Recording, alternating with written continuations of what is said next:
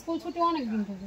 মূলত আমরা আজকে এসেছি হাটখোলাতে একটা বাচ্চার 10-11 বছর বয়স দেবজ্যোতি হালদার তো দেবজ্যোতি বাউলি, সে তার ডেঙ্গু পজিটিভ।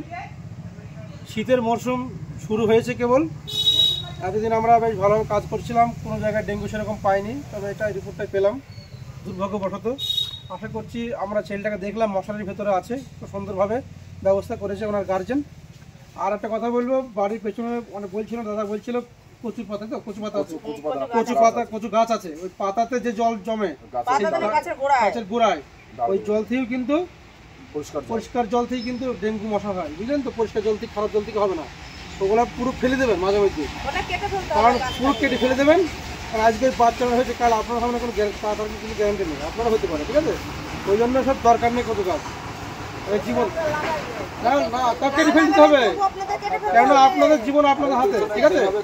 আমরা বলে যাবো বৃষ্টির হওয়ার পরে ওই জলগুলো ওখানে জমে, আর জলটা পরিষ্কার মিষ্টি জল, ওইখানে এসে ডিম করে যাবে, আপনি এক সপ্তাহের মধ্যে ডেঙ্গু হয়ে যাবে, কারণ আপনার ওখানে বুঝলেন তো। আপনার আজকে বাচ্চারা আপনার কাল আপনাকে কামড়াবে, কাল পাশের বাড়িটা কামড়াবে, এভাবে করে ছড়িয়ে যাবে, বুঝলেন তো। ওই জন্য বলছি একটু সতর্ক থাকবেন। এই পাড়ায় একবার সম্পূর্ণ হয়েছিল, ঠিক আছে, আপনাদের হয়নি, ভালো ছিল, এবার হয়েছে কপাল খারাপ, কিন্তু ভালো হয়ে যায়, বাচ্চারা সুন্দর আছে এখন দেখলাম, কিন্তু গাছগুলো কেটে ফেলবেন, ঠিক আছে। অনেক কম, এবার তো মাত্র একটা